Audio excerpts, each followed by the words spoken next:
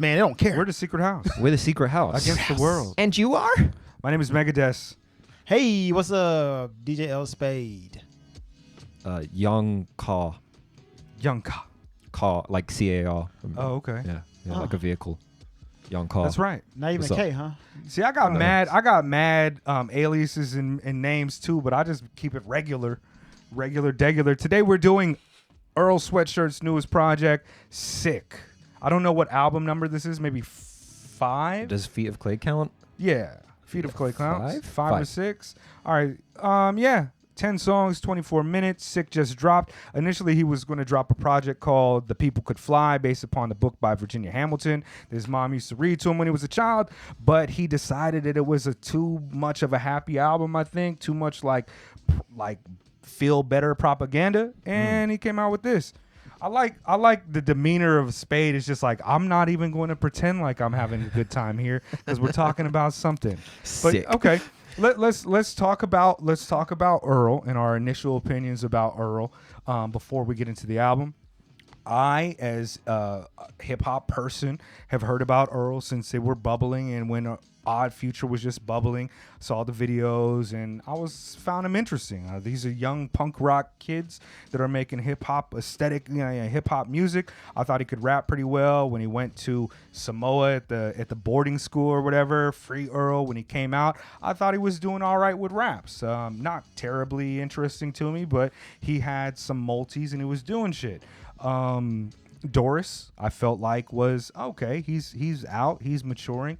I don't like shit. I don't go outside. I felt a lot of grief there, but I became a big Earl fan maybe around 3 or 4 years ago, right before some rap songs came out, where his music took a very different trajectory and a different sound, which is something that he had been becoming like the figurehead of this underground slums, Mike, Madani type of scene, even Arm & Hammer type sparse beats, no drums, focused lyrics that are figurative and abstract, and I'm a fan of that. I'm a big fan, and at points I've said, man, Earl is one of my favorite rappers right now. I've loved some of his lyrics incredibly. I find him dense. I find him interesting. I think he comes from that black radical tradition with his mother and his father, and also just that West Coast authentic underground originality type of verses and approach to making rap music, anti-establishment, which is what I like. Huge Earl fan. You want to go first, Spade? Should I go first? I'll go first. I'm like the same age as Earl. I'm like a year older than him, maybe a year and a half older than him, which means that I was like 17 when the whole Odd Future Wolfgang, kill people, burn shit, calling people a certain homophobic slur I won't use. A lot of that. Writing obscene shit on t-shirts and skateboarding and trying to. I was real into that when I was 17. And a little embarrassed by that now. But I think as a consequence of that, I kind of grew with Earl in that sense. That kind of very juvenile, immature, but clever, punk, rebellious kind of aesthetic. And then Earl was getting into the whole brain feeder scene around the same time I was. He was on the Captain Murphy mixtape, and he's collaborating with guys like Sam I Am, Flying Lotus, and I was really rocking with that stuff at the time, and I think that was probably the most formative period for me with the kind of music that I like and the music I make. And I haven't really been a hardcore fan since those days, but at the same time, I've always had a quiet admiration for Earl and what he does. I think he's dope. I don't really listen to a lot of Earl. I wouldn't say I'm someone who just randomly puts on some rap songs on the train. But yeah, I fuck with Earl. I like Earl. I think he's a really interesting guy. I like to read about him. His interviews and stuff are generally very insightful. I find him quite relatable. I think we're probably quite similar as people. I'm rooting for Earl. I'm Team Earl. Shouts out to Earl. On that note, I don't like dude.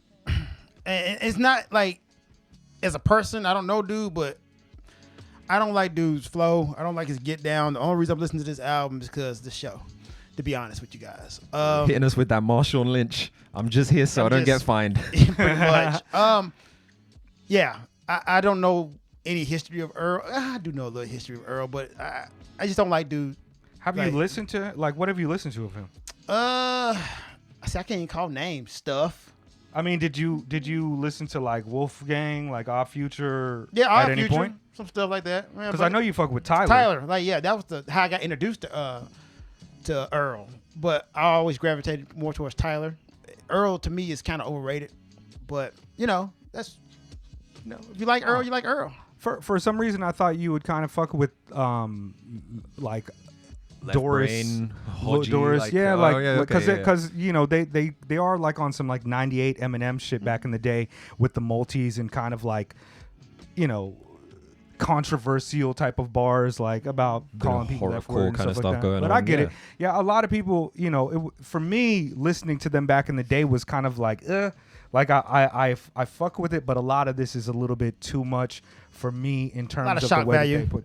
Well, that's one of the reasons that I was really critical of Tyler when he came out and said that he was, bisexual or whatever. Because I was like, is this just like a marketing scheme? Because you've been like vehemently against like this group of people. And I didn't take it like that for a long time. I took it as like, yo, this is the group I'm in, so I can say it. Just like, we can say the N word. That's how I took it. But maybe I mean, and obviously he had like Frank and Sid in the crew. Who That's a little bit different than you coming up and be like, you're an N-word with a hard ER. You're an N-word with a hard ER. By the way, I'm an N-word with an A. Like, you know what I mean? That's how I kind of saw it. But there was also a lot of that in that early Wolfgang stuff. Yeah. Right. Tyler calls B.O.B. a nigger ER. It sounds the same. It was very juvenile, and that's one of the things that didn't connect with me.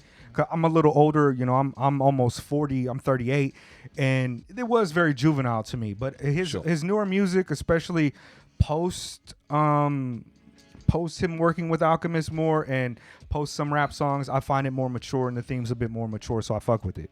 Let's go right into the album. Sick. Like general thoughts. Spade, why don't you start off, since you it's almost like a first time listening to Earl for you. Then this is not a good project to listen to Earl for the first one. Yeah, I Earled a lot listening to this album. Thank you, Earl. I felt like, I'm not gonna say the album was lazy or not thought out, but I do feel like a lot of these bars didn't connect for me over the beats. It was just like, matter of fact, I wouldn't even call this rap. I'm not trying to be like the rap police. What? I would call it, dude talking over background music. I feel like that is a crazy take to take from this. That is a crazy take. Secret House right now is doing Earl rap. It's a beat in the background. We're talking, and that's Earl's album. Sick for me. I'm like, okay, cool, bro. That's your critique of the album. Yes, it's a dude talking over beats. Oh man, see, this is almost a repeat of the Arm & Hammer joint. I'm gonna wait. You dismiss it as like being gibberish. I'm sorry, Arm & Hammer, because y'all guys are cold. Your album is killing this Earl album. I meant to say that. Thank you for bringing it up. I'm gonna go pee while you guys argue with this. I still need to go. Arm & Hammer goes hard, especially compared to this album, bro. Like, yo, I'm sorry, Arm & Hammer, I was wrong. But this Earl album. But my point is that with the Arm & Hammer review, you said it was word salad and they weren't saying anything and they were just talking over beats. But on your second listen to it, you actually found a lot of things going on there that were very clear for me to pick up on initial listens that you didn't pick up until after. Fair point. However, and that's why I'm telling you. No, I'm asking you though, like, just honestly, what did you grab from this album that you thought was just great? You just asking. What did I grab from it that I thought it was first, great? Do you think the album is great? I think it's a good album. Okay. I think it's good music, and I don't think that's like an outlier opinion. I did check a couple places. Pitchfork gave it an 8.1. The Dead End Hip Hop guys all enjoyed it and took things from it. Fantano gave it a 6, which I think is fine too. But I generally like things that I like about it. It's good. I think it's mixed well. I think it sounds dope. I think it's interesting, and I think it sits well within the trajectory of Earl's career, which is what I think it speaks to more of where he's at now. But him not saying nothing like old friend, you don't get anything from that. He's clearly talking about relationships with an old friend. There's allusions to OF, Odd Future. There's talk about wolves, he's talking about his relationship. I literally get a lot of things from many of these tracks that is not talking over loops. Okay, let me clarify what I'm saying, man. Yeah. What I'm saying is, I'm not saying he ain't saying nothing. I'm just saying the delivery and how he's presenting it to me is garbage. Now, Okay, that's a different thing than what you said earlier. Am I saying that like he ain't saying nothing in general? I didn't say that. I think that's your words. I don't think I said that. Rewind the tape if I did. Okay. I think that's your words. But what I'm saying is the presentation of this is just like a lackadaisical flow of a dude who's just speaking over a beat. I think you said he wasn't. This is not rap, and that's what I think is crazy. I think that's hella crazy. I'm saying it's not rap because it's just like a dude, in my opinion, lackadaisically speaking over some beats with no drums and no bottom in it. It's just talking. Yeah, I hard disagree on that. Hard disagree on this like, not being rap. I think you'll find that most people would disagree with you that this is not. I'm pretty sure rap. they will, and they will let me know. I mean, it speaks kind of like your opinion on what you think rap is and what rap is supposed to be. It's like spoken word. Obviously, nah, this is rap. To me, it's spoken word. This is hella rap. See, but you know what the cadence that you're doing right now? That's a triplet cadence. That's not even. That's a triplet cadence, and he does that on this album, but for like Titanic. But nah, it's like if you listen to what I don't know. I don't want this to turn into a back and forth on whether it's good or not. I'd rather let you get your shit off, and then I really do have some things that I noticed about the album that I enjoyed that I don't mind talking about. I'm going to listen. Yeah. So, bad raps, bad production. Okay, once again, you putting words in my mouth, bro. You said he was bad at rap. This wasn't rap. Secret House. Let me explain again. What I'm saying is the delivery and how it's presented to me was dull, lackadaisical, had no energy. Sure. It sounded like a dude talking over beats. Now, even 2010, dog, keep rapping. I'm saying, bro, that's just my opinion. That's my take on it. Now, once again, is the album bad? You're allowed to say it's bad. It's fine, dude. You're allowed to say it's bad. People in the comments are going to talk shit. And we don't approve of that. It ain't great. But you're allowed to not like it. This is really not for everyone. I'm saying the album ain't great. It ain't world changing. It ain't innovative. It's an album. Okay. Oh, he's giving it the an album rating. That's our first an album since our 3-point best album ever. Album. Our new criteria. It's not trash. Greatest album ever. Album. Worst album ever. Okay. I mean, yeah. I personally, coming into the album, I think that this is an interesting direction for Earl. I think it kind of shows him spiraling out of this depression that he seems to have been in since the passing of his father. Has he been depressed? Oh yeah. Oh man, I'm sorry. Yeah. Sorry to hear that. I was like, no, this is to me a lot of the theme of this is him coming into himself, leaving behind things, keeping some things, learning some lessons, and I think it even ends with like that beautiful piano.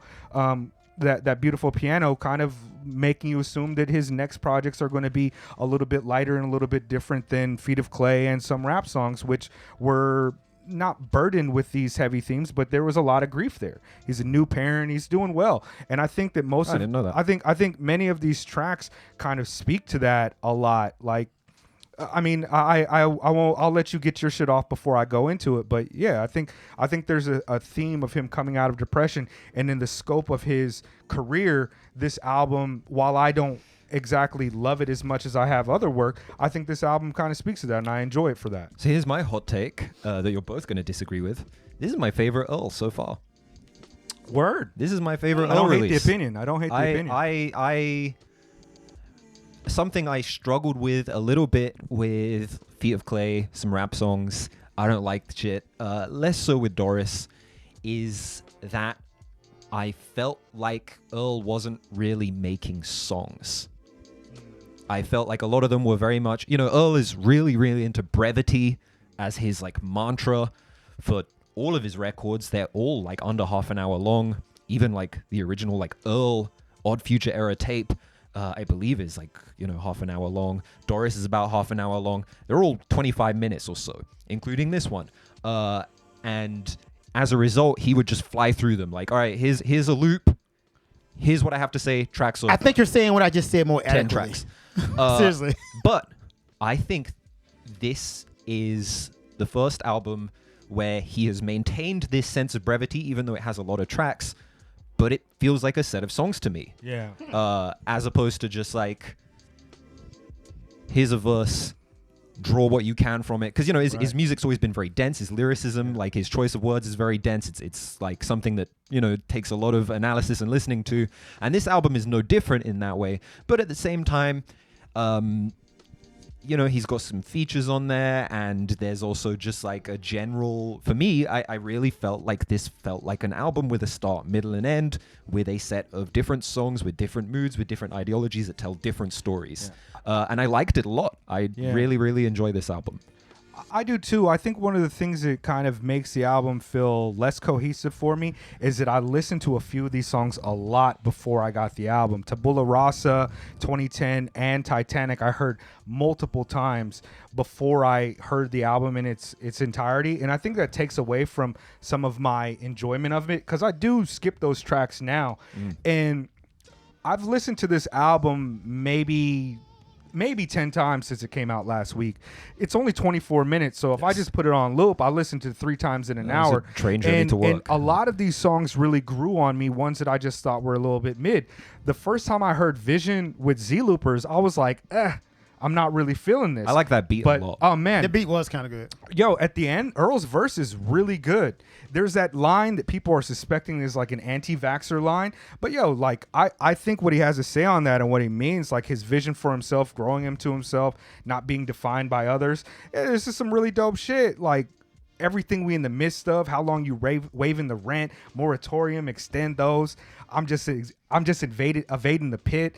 Like the bell shit, his cadence on it, the way that he drops over the beat and comes back in, that kind of slow, truncated flow is really different than what he does on the next track, Tabula Rasa. Just bars. Like I know that Earl speaks very figuratively on a lot of things, and it seems scatterbrained and disjointed. But I do think that when you have artists like that, it's fun to try to figure out exactly what they're getting at. It's like an Aesop Rock, or it's like an Arm & Hammer, where it's not nonsense. It's really something going on there, and a person can pull from it pretty easily if they try. But Aesop Rock does it more entertainingly, and it's more vivid, and it's more animated. The delivery on this album is just kind of monotone. It's like, all right, granted, maybe he does have some coded bars and stuff like that. And like I said, I didn't say dude was a garbage rapper, but like I said, man, A$AP Rock has way more presence, should I say, than I think than Earl. They do two different things, and I think they're trying to accomplish two different things with their music. And I don't know. I get a lot out of it that I don't even know if Earl's really trying to say. He might not be saying the things that I'm thinking. Like I think he's got a lot of 5%er bars on here. I think, and this is something I don't blame Earl for, but it's something I dislike about the Earl mythos, is that I think he is an extremely intellectualized rapper. It's very, very, very difficult to find a take on Earl based on enjoyment of music. And obviously music is not something that is supposed to just be enjoyed on a base level. Otherwise, like, we would just listen to J. Cole. Sure. You know, Earl is meant to be someone who is picked apart and thought about. But at the same time, in terms of actual songcraft and the way that he takes his style and his approach to creation of music and lyrics, combined with, you know, like Black Noise's production on there, and, you know, having Arm & Hammer feature Z-Loopers, I think this is like the most complete package he's released so far in the space of 25 minutes. Everything seems very deliberate on Everything's this album. it feels Actually, deliberate. There's one that I think Lobby is a little bit of an afterthought, it feels to me, which is that the Sam-I-Am beat? I don't know who produced it. It sounds like Sam-I-Am, so but it wouldn't surprise me. I like like that beat, though. The beat is great, but that's the one moment of the album, and I guess it's supposed to be an interlude, right? Yes. But it's the one moment in the album that doesn't feel as deliberate as the others to me. The production, I think, really works well. He does a lot of things with changing the pitch of his voice, or on Sick, it sounds like he's rapping with a fucking super cold, like he's really sick on it. And all of it is clearly deliberate, you know, and what he's trying to do. Young Guru engineered and mixed the album, so everything there is refined by one of the best engineers and producers in the industry. And it might not be a thing for you, but I get a lot out of it. I really do enjoy the song structure choices that he made on this. And I watched the Fantano review, and I think Fantano gave it like a 6, which I think is fair. Like, he just doesn't enjoy it that much. That's fine. But one of the things that I noticed that Fantano didn't take into consideration, or at least mention in his critique, is how this works as an expression of Earl and his growth, which is what my kind of primary takeaway from this whole album is. Like, all of a majority of these tracks are kind of about that, and Fantano didn't touch on it at all. Yeah, which makes me like the album which more. I also have mixed feelings on personally, because without meaning any disrespect, if anything, I say this out of respect, I don't really give a shit about Earl Sweatshirt's life. I don't really care about Tebe. Sure. I don't really care about, what impact his parents might have had on him.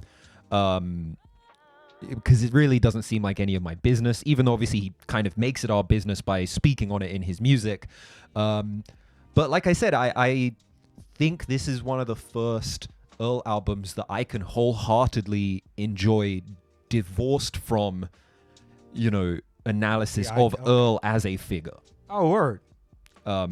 I can sit down and listen to this on the train Right. and not think about it super hard, and I still like it. Even though I do think, lyrically he stepped it up in a lot of ways. He's also toned it down in a lot of ways. There's some tracks on there that are like borderline mumble rap in places. Titanic is like Titanic. very trappy. Yeah, I actually like Titanic. He's trappy. I like Titanic. And the the interlude y'all was video's talking hard. about. The video's dope. Did you Yeah. see the video? I haven't seen the video, but the interlude y'all guys talking about, that and Titanic are my like. You didn't feel those two. you didn't feel the Z Looper joint? No, I like This- Z Looper John. I That thought was his hard. verse. That might be my favorite. That might be my favorite track on the album. 2010, Divorce from- there's kind of a throwback to, like I said, that kind of brain feeder era of Earl. It's beats very bleepy bloopy. I don't know who produced it. Black Noise. It's Black Noise.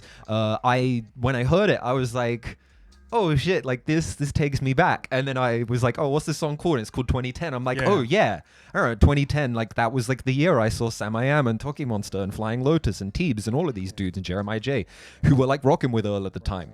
And yeah, it just, in terms of the way, I mean, I'm repeating myself a little, but in terms of just the number, the songs on this album, it works the best for me. And I do like, especially, on some rap songs where they would take just like a random section that you wouldn't normally sample from a song and then just like chop it up and then just loop it. And usually you end up with a female vocalist going, just randomly on the album, like the bends of some rap songs or whatever.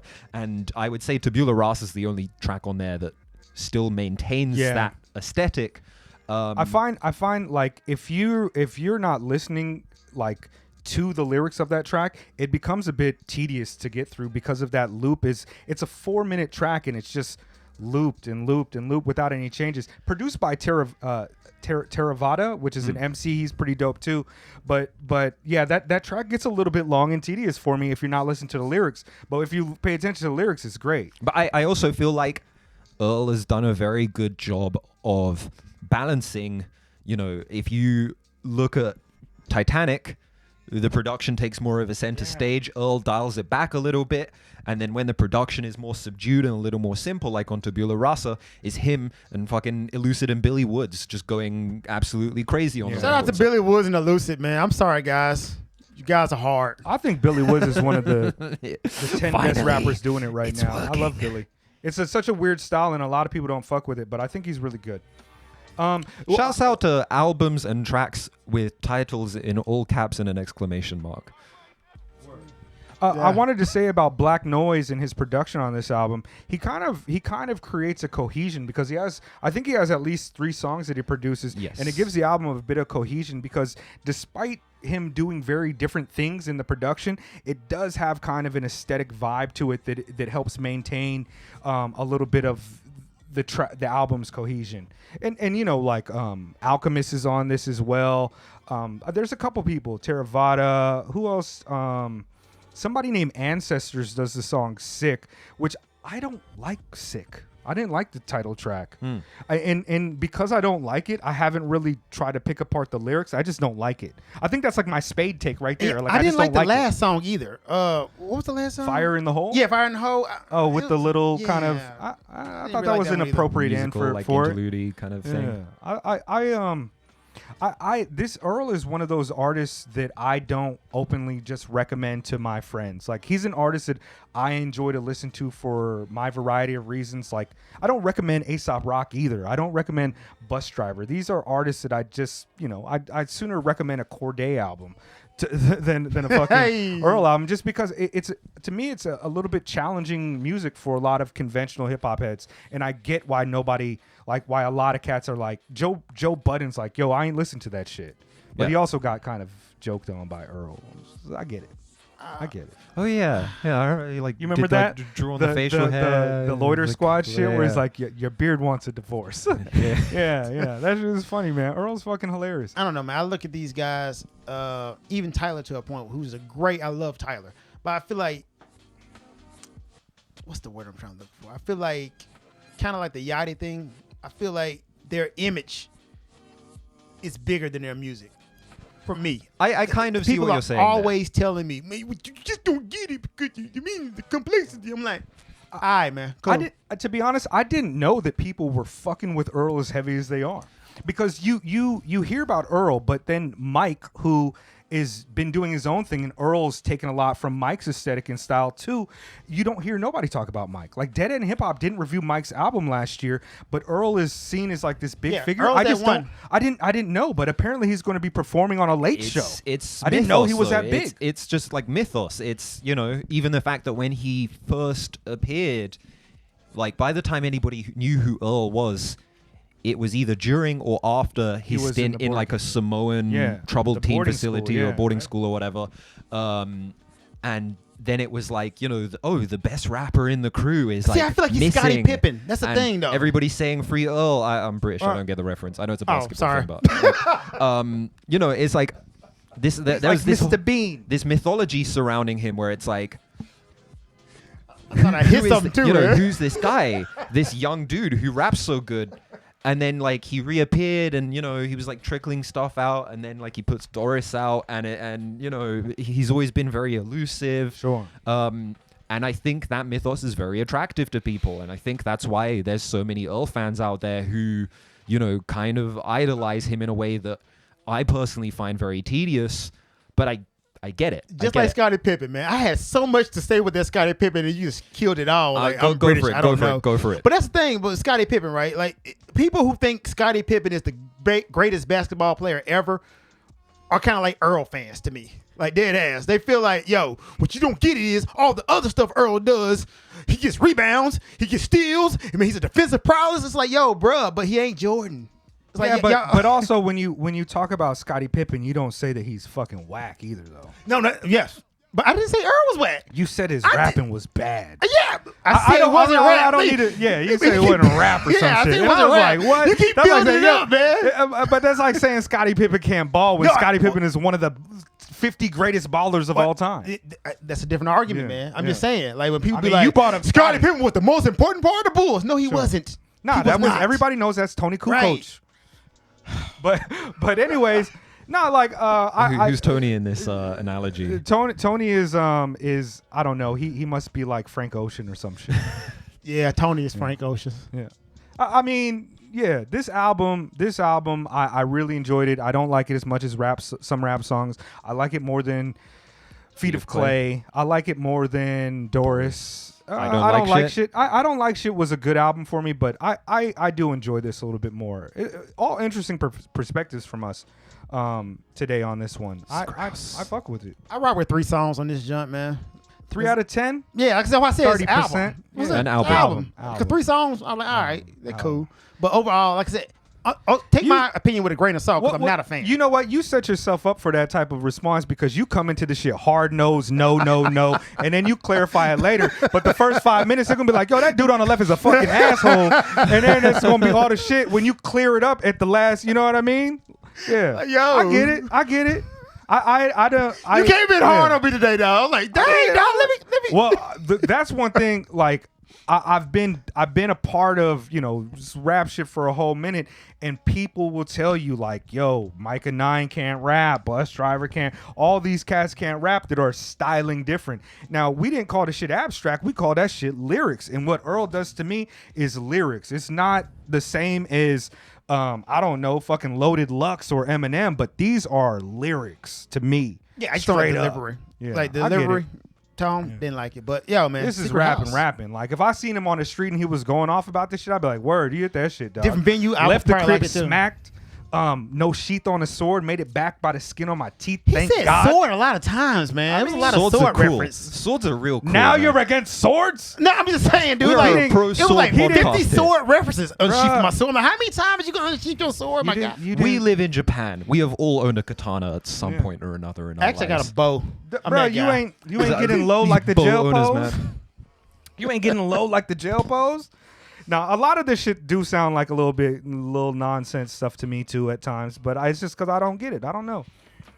Like Count the sword there's references. there's 5% shit on here. I'm sure of it, but like doesn't matter to the 10 and the 5, 10%ers, 5%ers, 7 make the 3 to the 10 by law. I think he's really on that sacred geometry 5% shit, and that's why the syringe line people were thinking he might be hotepping on some anti-vax shit, but I don't know. I'm not going to project. I got a into question it. to you though, Megan. What do you think in comparison to this and the Planet Asia? Because you said he was on some 5% stuff too.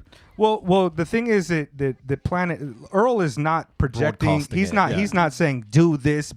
I'm a god body. He just sprinkles it in figuratively. Planet Asia is talking about how intellectual he is with it, and he ain't saying nothing intellectual Okay, to me. gotcha. And if you're gonna purport yourself as god body and project those things, don't hit me with the nonsense foolishness. You operating just like the 85s in my opinion. So, but Planet Asia is a fucking phenomenal rapper who has Love a that guy. more conventional style than Earl for real, but Planet Asia also fucks with these styles because he came up in that culture of it. So word, yeah, man. Secret House. Who you guys got for Gone for Ngannou today? Is that today? Oh It's today, shit, right? tomorrow. Francis. Tomorrow. Yeah, I'm gonna go Francis, man.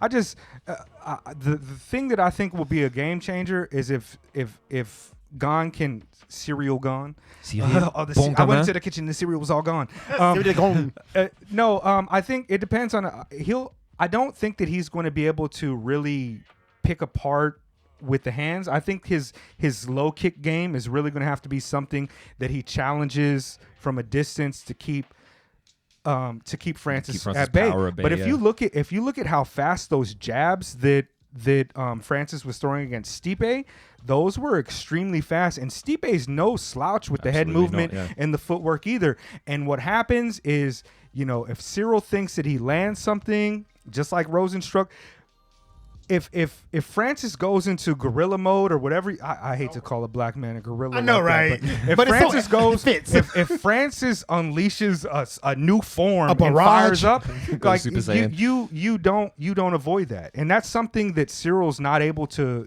train for, and there ain't enough head movement It's in the not. world when you have dynamite in both of your hands. That his and you hands so throw heavy. Yeah. punches from every angle. Did you see how he knocked out Kane? Just a short Yeah. uppercut. That's why I'm going We'll with see. Francis, dude. Like I'm going with on Francis. paper, they're the same guy though. Like height. Francis has a little bit more reach, Yeah. but them hands are heavier, dude. I'm not much like heavier. if he connects with one good one, it's over. All right, I'm going with Bon Gamin then. I'm going with Cyril. I'm gonna go with Cyril. He's gotta I'll be be contrarian. anti, right? I'll be contrarian. It's no Nah, fun it if makes all it three fun. of It us. makes it fun. It's yeah, exactly. And By by the time this review goes up, one or two of us is gonna look fucking terrible. Yeah. So Yeah. no, Well, I mean- Cyril, unanimous decision. It's going the distance. I think if Cyril wins, it's going to be by submission in the 3rd or 4th round. I don't think it reaches round 5. I think it's going to be if Cyril wins, it's going to definitely be by decision. I think. His ground. I mean, if Francis gets tired, Cyril's no slouch at the He's submission. good on the game. ground. Yeah, he's good all around. Especially if he has top control. That's a big guy to have on you with top control. And if Francis is tired and panicking, he ain't relying on his. It's a Brazilian guy with jiu-jitsu. weak ground game himself. Just Secret don't go House to the ground. MMA podcast. Secret House. Let's go. Secret. Fuck Stand the up all fighter, right. baby. Stand Like, up. subscribe, and do other things. Stand up, Francis.